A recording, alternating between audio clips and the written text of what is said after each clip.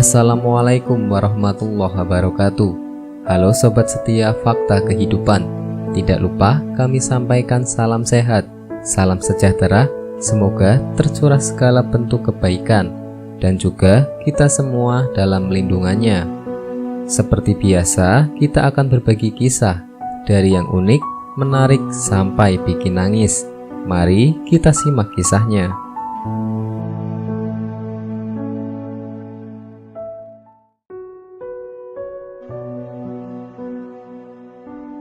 Kisah nyata mengerikan.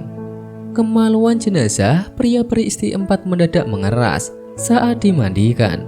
Punya jimat misterius.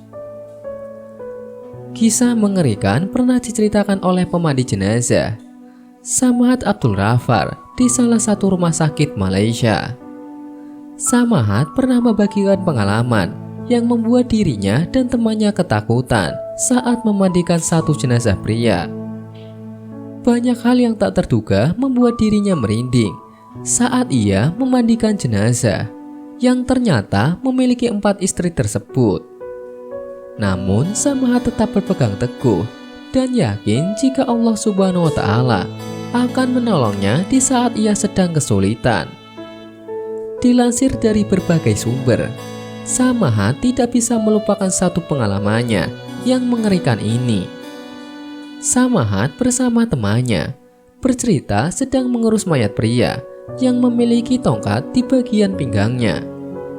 Sebelum jenazah itu datang, dia merasa ada yang terus memperhatikannya di dalam ruangan jenazah. Saat sibuk melakukan persiapan, saya merasa seolah ada orang yang tengah berdiri di belakang saya. Saat saya menoleh, tidak ada siapapun di dalam kamar mayat itu, kata Samad. Samad juga merasakan kalau telinganya seperti ditiup seseorang. Rasanya sangat dingin. Jantung memang terasa berdebar karena saya jarang mengalami kejadian seperti itu, tambah dia. Tak lama kemudian, petugas rumah sakit berjalan masuk mendorong ranjang yang berisi mayat. Dan ia hanya memberi isyarat tanpa kata-kata yang tidak dipahami oleh Samad.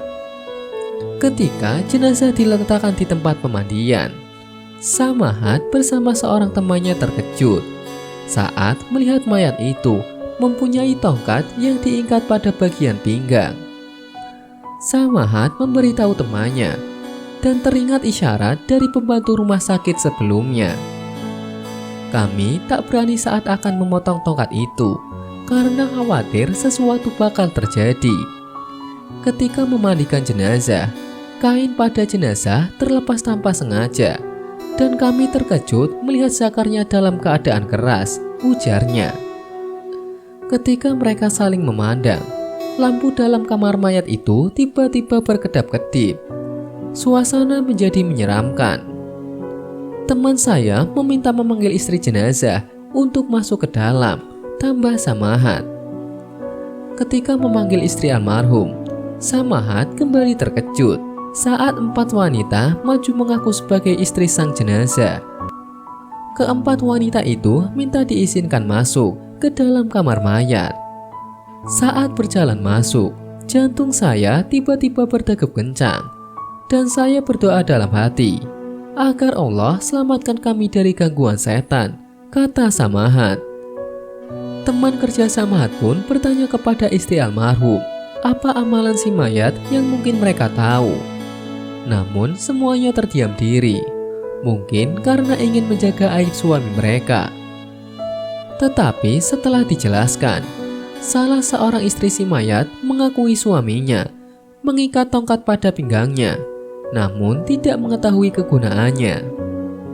Setelah mendengar penjelasan itu, Samad memanggil anak lelaki sulung si mayat dan bertanya apakah ingin menyimpan tersebut atau membuang tongkat tersebut.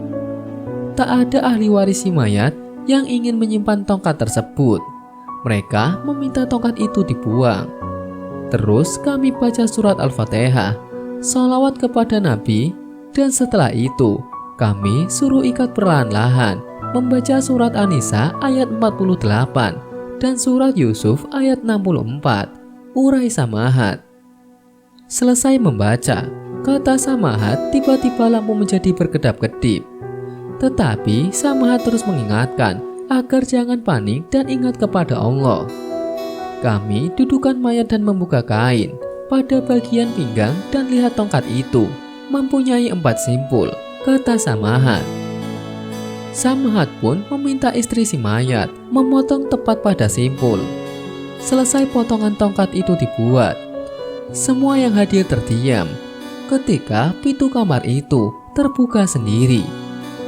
Semuanya, kata Samahat, terkejut dan beristighfar bersama-sama sebelum akhirnya meminta semua keluarga menunggu di luar sementara mereka mengurus jenazah.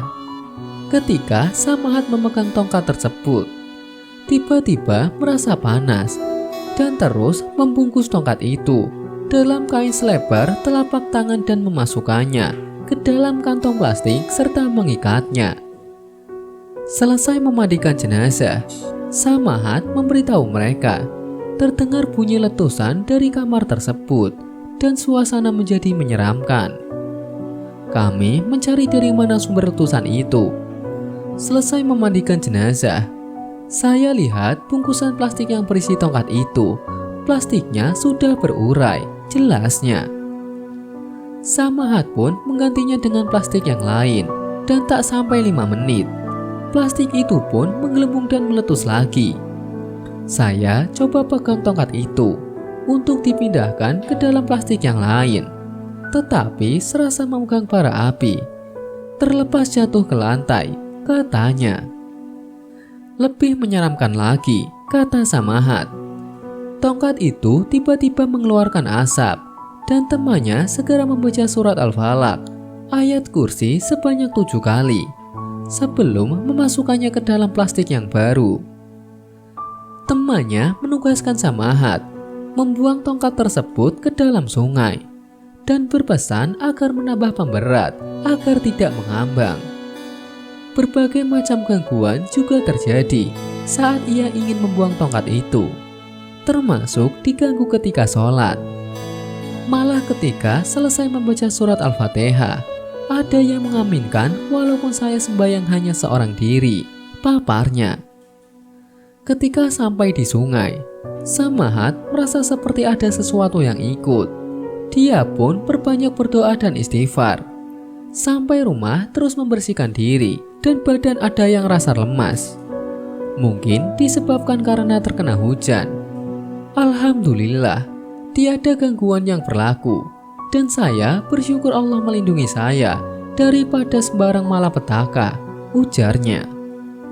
Menurut Samahat, kejadian itu membuatnya lebih insaf dan berharap kisah ini memberikan pelajaran kepada orang lain agar tidak menggunakan benda-benda yang bisa mengarah ke perbuatan syirik.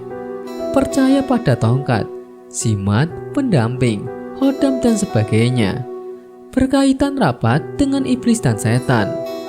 Perbuatan-perbuatan beginilah yang membuat gugurnya akidah orang Islam dan kesannya amat buruk apabila meninggal dunia, kata Samahat. Semoga kisah ini bisa menjadi pelajaran kita semua. Amin. Wallahu a'lam bishawab.